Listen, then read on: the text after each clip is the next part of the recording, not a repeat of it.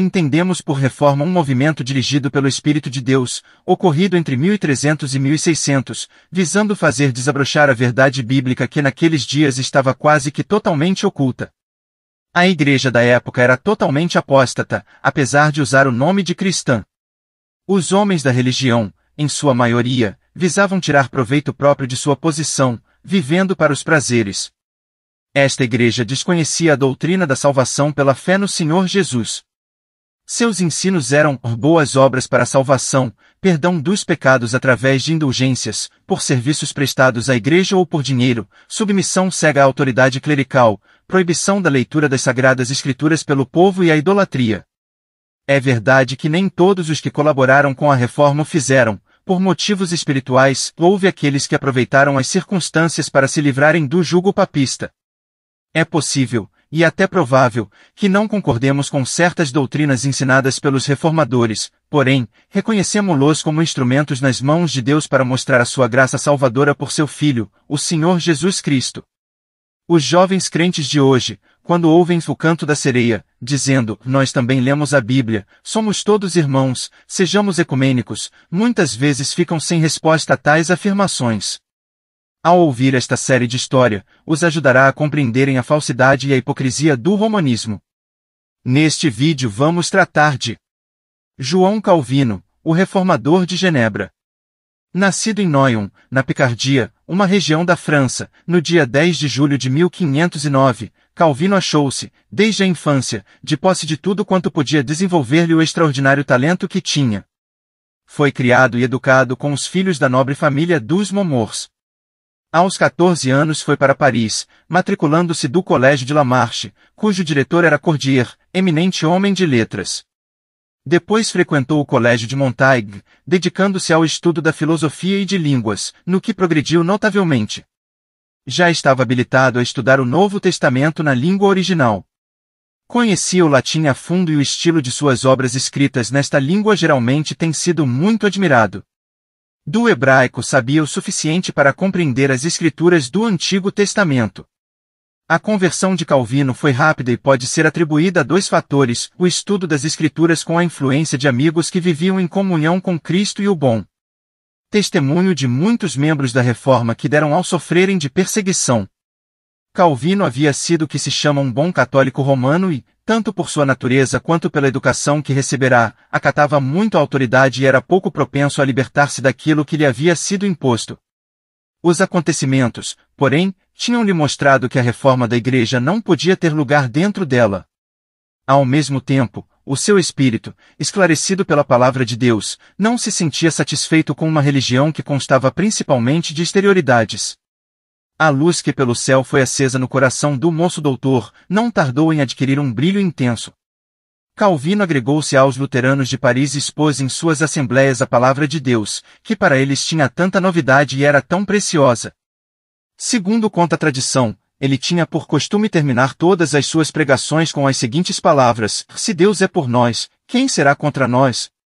Uma das pessoas com quem ele tinha grande intimidade era Nicolau Cop, reitor da Universidade de Paris.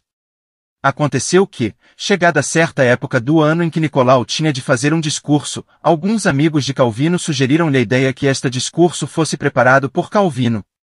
Este pôs logo mãos à obra, expondo pela boca do reitor a necessidade de reformar a igreja. O caso fez grande barulho e veio a descobrir-se que o autor do manifesto era o próprio Calvino, o qual, para salvar a vida, viu-se obrigado a fugir. Desde então, ele é considerado o campeão da reforma na França. Após uma série de aventuras e de situações arriscadas, estabeleceu-se temporariamente em Basileia, que era naquele tempo a Atenas da Suíça, a pátria da literatura e da ciência. Tornou-se, nesta cidade, amigo de Grineu e do ilustrado Capito, o qual o animou a prosseguir no estudo do hebraico, que tão útil lhe foi quando escreveu os seus comentários aos livros do Antigo Testamento. A primeira coisa que Calvino escreveu depois de sua conversão foi uma réplica a uns certos hereges que afirmavam que a alma, após a morte, dorme até o dia do juízo. No mesmo ano em que este trabalho apareceu, reviu ele a tradução da Bíblia em francês feita por Olivetan, ajudando assim a tornar conhecida a palavra de Deus por aqueles que falavam uma língua materna. Foi em 1536 que Calvino publicou a grande obra que constitui, por assim dizer, uma das etapas da doutrina cristã. Os estatutos da religião cristã são uma enciclopédia teológica superior em comparação com a qual nada apareceu até agora. O seu autor tinha na ocasião 26 anos de idade. Não podia ser mais oportuna a publicação daquela obra, pois que os inimigos do Evangelho apregoavam, mais do que nunca, que os reformadores eram fanáticos, que atentavam contra a estabilidade dos tronos, a ordem da sociedade e a continuação do culto religioso. O seu trabalho em Genebra começou de uma forma original e completamente inesperada. Dirigia-se ele para certa localidade onde tencionava viver por algum tempo entregue aos seus trabalhos literários, e desejando evitar a fronteira oriental da França, ocupada então por 2 exércitos em guerra, penetrou na Suíça e chegou a Genebra, disposto a passar ali a noite e prosseguir a viagem no dia seguinte. Fazia 4 anos que Farel, o veemente e destemido Farel, a maldição dos padres, o maior evangelista que o protestantismo francês tem produzido, se encontrava nesta mesma cidade de Genebra. A sua posição era um tanto crítica, havia ali um bom número de sinceros aderentes da reforma. Aqueles, libertos da dominação dos padres, mas o número de católicos era bem maior, aqueles não se sujeitavam de boa vontade às restrições da Igreja Evangélica. Foi nesta conjuntura que Calvino apareceu em Genebra. Farel foi informado da sua presença e teve uma entrevista com ele e, após certa insistência, conseguiu que Calvino fixasse residência na cidade. Começou sua obra ali, explicando as Escrituras. Levou muito a sério a educação da mocidade, nomeando Salmier, um dos seus amigos, inspetor-geral das escolas. Reformou o cerimonial dos casamentos, promoveu um maior uso dos salmos e combateu por todas as formas o vício. Durante um certo tempo, a perspectiva foi deveras animadora. Os falsos mestres da Igreja tiveram que bater em retirada perante a irresistível argumentação de Calvino. Não parou, porém, que se produzisse a reação. Eram medidas fortes demais aquelas, tratando-se de pessoas que, na véspera, por assim dizer, viviam na ignorância, na superstição e na imoralidade. O partido contrário aos religiosos, denominados libertinos, não se cansavam de insistir em que a cidade, naquela submissão a Calvino e a Farel, calcava aos pés as suas antigas liberdades. Tanto influenciaram a população que, nas eleições de fevereiro de 1538, alcançaram a maioria e ficaram no poder. Recomeçaram então as desordens e os deboches, e como os magistrados não opunham a estes males uma forte repreensão, os pastores começaram a pregar contra elas. A situação tornou-se grave. As autoridades expulsavam dos púlpitos os ministros que se recusavam a dar a comunhão àqueles a quem reputavam indignos disso. Por fim, em virtude dos sermões que sobre este assunto pregaram Calvino e Farel no domingo de Páscoa de 1538, o conselho da cidade achou por bem desterrá-los. Calvino foi residir em Estrasburgo, na Alemanha, cidade que Bucar chamou a Nova Jerusalém do protestantismo. Nesta cidade ocupou o púlpito da igreja de S. Nicolau, estabelecendo na congregação a ordem e a disciplina presbiterianas e provocando a admiração e a inveja dos alemães. Foi em Estrasburgo que Calvino se uniu pelo matrimônio a Idalete von Buren, em quem encontrou uma fiel, dedicada e eterna esposa. A sua felicidade foi interrompida pela doença que a ambos acometeu e pela morte de seu único filho. Idalete faleceu em 1549 e Calvino parece ter se ressentido muito com a sua perda. O casal vivia com poucos recursos, mas nunca chegaram a conhecer a necessidade e em sua casa seus amigos e discípulos sempre encontravam hospitalidade. Na cidade de Genebra reinava uma completa anarquia e só havia um meio para acabar com aquele estado de coisas, chamar novamente Calvino. Em outubro de 1540, o governo enviou um ofício ao grande reformador, rogando-lhe que viesse retomar a sua posição de outrora e prometendo-lhe um decidido apoio em todas as questões. Calvino hesitou, mas, cedendo às instâncias de seus amigos, resolveu aceitar o convite. Foi desde esta data que se estabeleceu o presbiterianismo nas igrejas de Genebra. O exílio não deixou de ter sua influência no caráter de Calvino. Embora ainda conservasse suas fortes convicções, notava-se-lhe mais brandura na linguagem. Dos teólogos que no século XVI foram escolhidos pela providência divina para exporem as grandes doutrinas da fé cristã, João Calvino era o mais versado nas Escrituras e o que com mais facilidade fazia emudecer os adversários. Era um extremado defensor da doutrina da predestinação e em diferentes controvérsias que sustentou com os partidários do credo romano deixou bem proclamada a absoluta soberania de Deus. Em 1562, a saúde de Calvino começou a declinar seriamente, mas durante seus anos o seu inquebrantável espírito sustentou e ele pôde continuar trabalhando. Um dos pontos mais debatidos pelos teólogos do século XVI foi a da ceia do Senhor. Lutero, como é sabido, acreditava na presença real, nos elementos, do corpo e do sangue de Jesus Cristo, mas os reformadores suíços até isso mesmo negaram, declarando que até mesmo e afirmou que o comungante toma para si o corpo e o sangue de Cristo, não corporalmente, mas pela fé.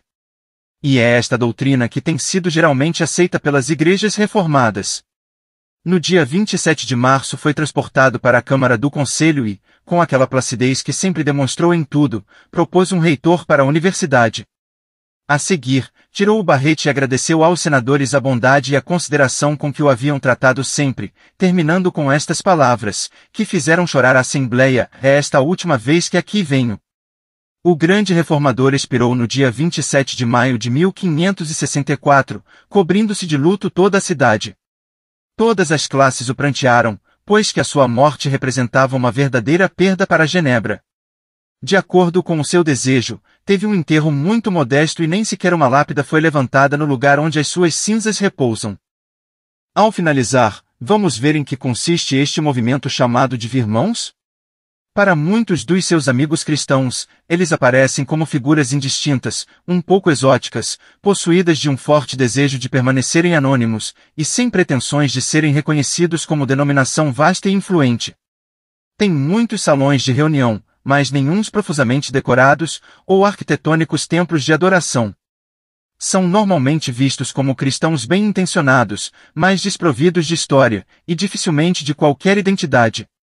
É contudo interessante notar que um historiador, ao escrever acerca do movimento dos irmãos, começou as suas observações afirmando o seguinte: não tem paralelo em toda a história da Igreja de Deus, visto que em nenhuma outra altura foi a palavra de Deus por si só e liberta de qualquer tradição, tomada como guia daqueles que têm buscado um reavivamento na Igreja de Deus. H. Sultan, 1863.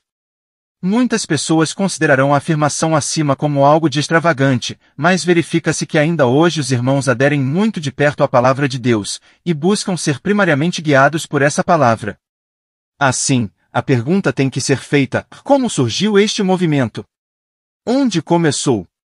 Quem foram os homens e mulheres envolvidos no seu começo? Será que a voz deste movimento tem alguma relevância no mundo evangélico atual? Terá ele tido algum efeito marcado na mudança do padrão do pensamento evangélico desde o seu princípio?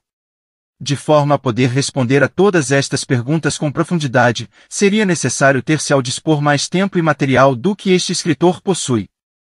Só nos é permitido assim oferecer um breve esboço da história do movimento, referindo sumariamente algo relacionado com os esforços missionários, ou seja, a difusão do movimento à escala mundial, e considerando a posição doutrinária e situação atual do movimento, no fecho do século XX. Ao olharmos para a história do movimento dos irmãos, chegamos rapidamente à conclusão de que se trata de uma descrição cativante de uma contínua herança espiritual que tem suas raízes nos tempos apostólicos. É verdade que o movimento agora conhecido por irmãos Plymouth, irmãos cristão pode ser reconstituído até a data de 1825, mas sido provado que este foi simplesmente um saliente, marcando um acontecimento dentro de movimento constante do cristianismo. A declaração de Sultan, referida no capítulo 1, conquanto possa ser um pouco enfática, mostra pelo menos uma coisa: se os pioneiros irmãos estavam pisando o caminho bem gastos por anteriores espíritos radicais, fizeram-na na ignorância de seus predecessores. O momento foi uma erupção espontânea de um continuado elemento no cristianismo, que ainda hoje é largamente ignorada pelos escritores de assuntos religiosos. Não se pode assim marcar uma data definida para o começo desta obra de Deus que conhecemos como movimento dos irmãos. Ao contrário disto, porém, parece que durante um determinado período de tempo certos homens piedosos reconheceram que nem tudo estava bem com a igreja estabelecida. Eles ansiavam por uma caminhada mais íntima com o Senhor, e um relacionamento mais simples e significativo com Ele. Na maior parte dos países da Europa Ocidental e na maioria dos grupos religiosos, o começo do século XVIII foi marcado como sendo uma altura de declínio da vitalidade. Nos países católico-romanos, Roma dominava e determinava os termos pelos quais pessoas se podiam aproximar do Senhor.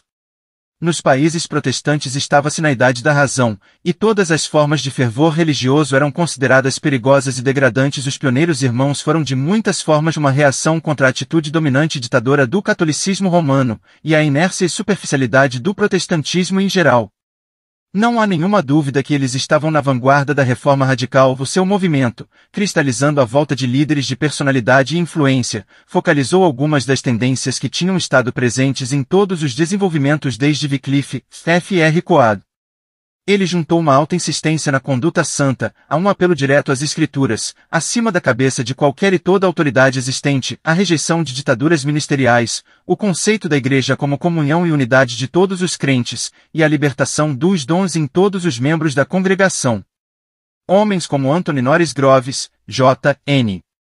Darby, Lord Congleton, J. G. Bellet, Dr. Edward Cronin e outros, ficaram impressionados com a importância, bem como com a possibilidade de um retorno à palavra de Deus. Não apenas para assuntos relacionados com a salvação pessoal, mas também em assuntos de conduta e o testemunho das igrejas. Anthony Norris Groves.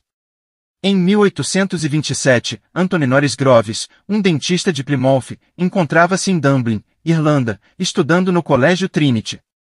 Em conversas com J. G. Bellet, um advogado, Groves afirmou que pelos seus estudos das Escrituras parecia-lhe que os crentes eram livres para partirem o pão uns com os outros, tal como o Senhor lhes ordenara, e ainda que, deixando-se guiar pelas Escrituras, passariam a reunir-se sempre no dia do Senhor para este mesmo propósito, à parte de quaisquer restrições eclesiásticas. Até aquela altura, o dispensar da ceia do Senhor tinha estado nas mãos das autoridades eclesiásticas. Muito pouco tempo depois, um grupo reunia-se em Dublin com este propósito. Mais ou menos nessa mesma altura, um outro grupo se estava formando com o mesmo propósito. John Vesey Parnell, posteriormente Lord Congleton, e dois amigos, tentaram começar a reunir-se, como demonstração da sua unidade como filhos de Deus, apesar de algumas divergências eclesiásticas. Não conseguindo encontrar nenhum companheiros que tivessem a mesma opinião que eles, e desconhecendo o facto de que Groves, Bailey e outros já se estavam a reunir, começaram a partir o pão em suas próprias casas. John Nelson Darby. Pouco tempo depois, um dos elementos daquele grupo encontrou-se com Bailey, e após breve conversação, reconheceram a sua unidade de propósito, e isso resultou na junção dos dois grupos.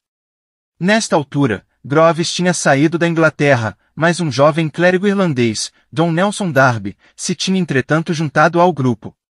Darby tinha recebido a sua graduação do Colégio Trinity, Dublin, como um medalhista clássico, estagiou algum tempo como conselheiro jurídico, foi ordenado sacerdote na igreja, e nomeado, para uma paróquia em Coviclove. Depois de ter assistido a algumas reuniões de estudo bíblico na casa da Viscondessa Poverscourt, Darby encontrou-se com a N. Groves e Lord Congleton, e abandonou em 1827 a sua posição paroquial, completando um ano depois a sua separação da Igreja Católica Romana, e encontrando-se com os irmãos acima mencionados. George Miller. Darby foi persuadido a visitar Oxford em 1830, e aí encontrou-se com B. W. Newton, um erudito de grande distinção, G. V. Vigran, que mais tarde compilou uma concordância grega do Novo Testamento, seguida mais tarde de uma concordância hebraico-caldaica do Velho Testamento, e W. Gladstone, que mais tarde se tornou em primeiro-ministro da Inglaterra. B. W. Newton era oriundo de Plymouth, Inglaterra, e no ano de 1832 formava-se uma reunião naquela cidade, a primeira do gênero em toda a Inglaterra. Em breve se lhe seguiriam reuniões em Londres e Bristol. Alguns grandes nomes estiveram ligados a essas reuniões pioneiras, tais como George Miller, Henry Craik, S.P. Tregellis, crítico textual, Rua Chapman, etc. O tempo e o espaço não permitem a menção de outros, mas é evidente que o Senhor escolheu homens proeminentes para executarem a sua obra. Da Inglaterra, o movimento espalhou-se pela Suíça, Alemanha, Holanda, Itália, Canadá, e, Índias Ocidentais, Nova Zelândia, mas alguns mais tarde. Tal foi o início daquilo que é agora conhecido por Movimento dos Irmãos. Este nome nunca foi apropriado pelos irmãos pioneiros, os quais não conheciam outro nome a não ser o do Senhor Jesus Cristo. O nome, quer seja irmãos, irmãos Plymouth, irmãos cristãos, etc., tem sido aplicado por outros e contudo é ainda verdade que as muitas assembleias espalhadas por todo o mundo se reúnem apenas no nome que é sobre todo nome, o nome do Senhor Jesus Cristo. Os homens e mulheres pioneiros deste movimento não tiveram nenhum desejo de ter qualquer título exclusivo, a sua única preocupação era um retorno à palavra de Deus com única autoridade em relação à sã doutrina, vida pessoal, e reuniões coletivas dos filhos de Deus. A atividade missionária do movimento é algo de espantoso. Logo desde o início, e começando com a N. Greves, o seu zelo missionário foi algo de notório. É difícil haver algum país do mundo que não tenha sido afetado por este movimento. Assim, longe de constituir um movimento meramente anglo-saxônico, ele espalhou-se até aos 4 cantos da terra. Na maior parte dos antigos países comunistas, de leste, podiam e pode encontrar-se assembleias de cristãos que se reúnem sob os princípios simples do Novo Testamento, os mesmos princípios que foram a luz guiadora dos primeiros irmãos. Deus, na sua grande graça, tomou e enviou das suas fileiras vastos números para testemunharem em terras estrangeiras. Em 1829, a N. Groves, dependendo apenas de Deus, foi até Bagdade, capital do Iraque, por meio de um pequeno iate, indo primeiro a Petersburgo, Leningrado, e depois através do sul da Rússia, em carroça, até Bagdade. Foi com sua esposa e 2 filhos, de 9 e 10 anos, o tutor dos rapazes, a irmã de Sr. Groves, Lydia, Miss Taylor, e o Sr. Batty, um jovem da Irlanda.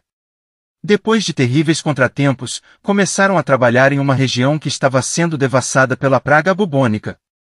Quase todos os habitantes da cidade eram muçulmanos fanáticos que se deliciavam em assassinar pessoas, fazer guerras e roubar.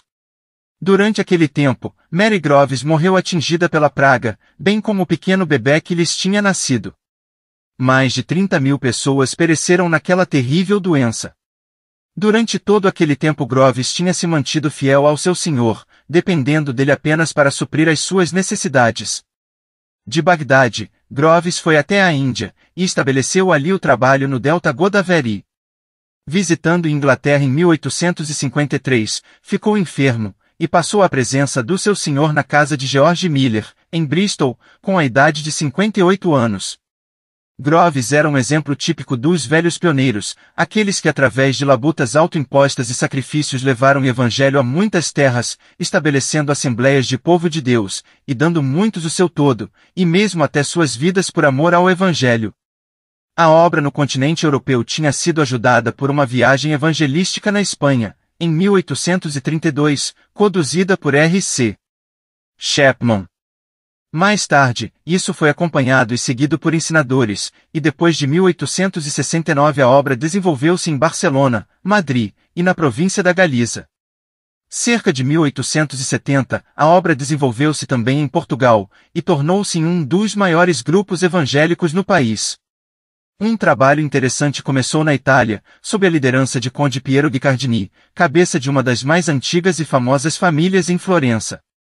Em 1851, Guicciardini e outros 6 crentes foram presos pela polícia por terem organizado leituras privadas da Bíblia, em sua casa. Foi condenado a 6 meses de prisão, e mais tarde exilado. Numerosas prisões de crentes se seguiram em Florença, por nenhuma outra razão a não ser a profissão da fé evangélica, e por organizarem leitura da Bíblia em seus lares. A Itália tem tido um forte trabalho indígena por mais de um século, o qual continua, apesar do que o inimigo possa fazer. Os esforços missionários continuaram a espalhar-se através de toda a Europa, América do Norte, do Sul, Canadá, Nova Zelândia, Austrália, África, Rússia, Índia e Ilhas das Caraíbas. A China, Japão e outros países do Extremo Oriente foram alcançados e grupos de assembleias foram formados em todos estes lugares. Muitas organizações missionárias bem conhecidas atualmente tiveram suas origens nos irmãos. Podiam-se mencionar muitos nomes ligados ao grande esforço de obedecer ao mandamento de Senhor, e de todo o mundo e pregai o Evangelho. Podemos pensar no Dr. Baedeker, que gastou tanto tempo na Rússia, Hudson Taylor na China, F.S. Arno na África, C.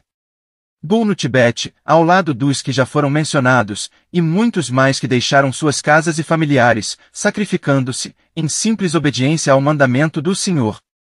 tem sido afirmado que de todos os grupos evangélicos, nenhum providenciou tantos missionários para terras estrangeiras como o movimento conhecido por Firmãos. A nossa oração constante é para que os jovens de hoje possam receber essa mesma visão que receberam os primeiros irmãos, entregando-se totalmente ao Senhor, e estando dispostos a ir onde quer que Ele as envie. Os campos de hoje estão na verdade brancos para a ceifa, o mandamento de ir foi dado há quase 2000 anos atrás, e nunca foi rescindido.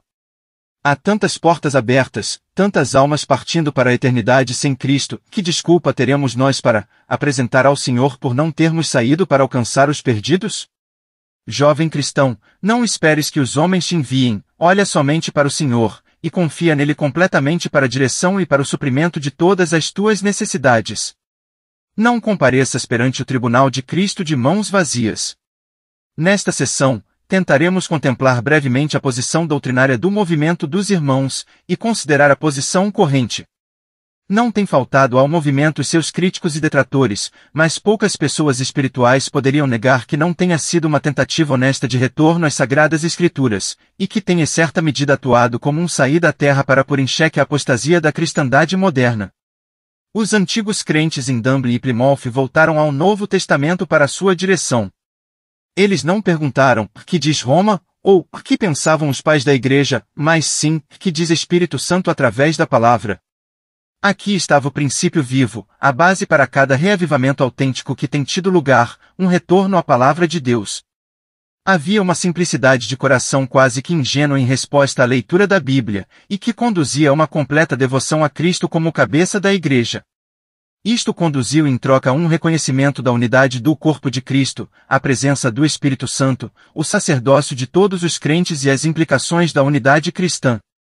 Eles reconheceram que a igreja não é uma monarquia, tampouco uma democracia, mas sim uma teocracia. Ou seja, somente Cristo é o cabeça da igreja. A liberdade do Espírito não é a liberdade para que cada um faça o que lhe apetece, mas para que cada um seja guiado e controlado pelo Espírito Santo. Uma coisa que se verifica em assembleias modernas é a relutância em reconhecer a importância de uma obediência literal ao ensino das Santas Escrituras. Em alguns casos, o ensino e princípios da Bíblia têm sido suplantados pelos ensinos de homens, por vezes em busca de algo de novo e outras vezes por ser mais fácil seguir os homens, do que, em oração e devoção, seguir o ensino do Senhor, tal como está revelado em sua palavra. Nos dias antigos, o exame longo e cuidadoso das Escrituras constituía a regra na decisão da conduta, tanto dentro como fora das reuniões. Os antigos irmãos verificaram que o próprio Senhor coloca anciãos em cada igreja como guias e ensinadores. Isto não implica que os crentes devam eleger anciães de acordo com os seus próprios desejos, mas que devem sim esperar no Senhor que Ele levante aqueles que Ele qualifica para apacentarem o rebanho.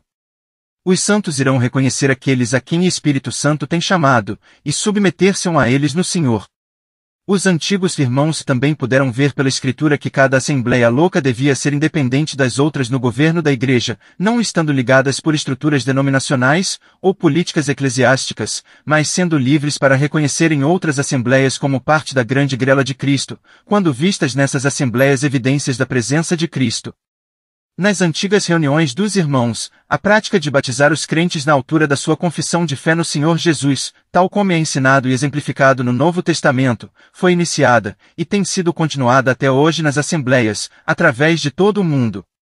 Da mesma forma, o ajuntamento para celebrar a ceia do Senhor era, e tem sido até hoje, uma das principais reuniões dos irmãos. Em relação a isto, podemos acrescentar 2 comentários, ou melhor, 2 citações dos antigos irmãos. Primeiro, o Dr. Edward Cronin, convertido do catolicismo romano, que escreveu a um amigo, os abençoados períodos com a minha alma que conhecemos naquelas primeiras reuniões, quando deixando a mobília ao lado, e pondo a simples mesa com o seu vinho, nos encontrávamos para recordar e ser períodos de alegria para nunca mais esquecer, certamente que tínhamos e sorriso e aprovação do Mestre naquelas reuniões. Em segundo lugar, citamos George Miller, em relação à ceia do Senhor. Embora tenhamos um mandamento específico relacionado com a frequência da sua observância, o exemplo dos apóstolos e dos primeiros discípulos levar-nos apesar disso, a observar esta ordenança em cada dia do Senhor. Assim tem esta prática continuado até ao dia presente em todas as assembleias conhecidas por irmãos. O movimento conhecido como Irmão surgiu porque a vida que existia na igreja parecia ser formal e sem vida. Quando raiou o século XVIII, raiou uma igreja adormecida, havia pouco ou nenhum entusiasmo em lado algum por uma caminhada íntima com o Senhor, a aderência à sua palavra tinha deixado de lado, e o racionalismo e ritualismo estavam tomando seu lugar. O movimento dos irmãos começou espontaneamente, como um movimento do Espírito Santo operando nos corações e mente dos homens. Ocorreram fraquezas, e ainda ocorrem hoje. Elas sempre ocorrerão enquanto os homens não seguirem pensar através das implicações totais de suas crenças, ou compreenderem o que é que estão realizando. Contudo, e apesar das fraquezas, Deus tem se dignado abençoar este movimento de uma forma notável, para a salvação de milhares de preciosas almas, e para o avanço de seu reino universal. Os irmãos primitivos não publicaram qualquer credo, ou declaração de fé, mas tal como tem sido diversas vezes dito neste esboço, eles dependiam unicamente da direção de Espírito Santo, através da Palavra de Deus. Há, contudo, 4 princípios básicos e duradouros que se têm caracterizado desde o princípio, e aqui, cito F.R. Coad. Ele apelida-os de 4 liberdades dos irmãos. A liberdade da Palavra de Deus no meu pensamento. A liberdade do Senhor Jesus Cristo no meu viver. A liberdade do Espírito Santo na minha adoração e serviço. A liberdade de todo o corpo de Cristo na minha comunhão.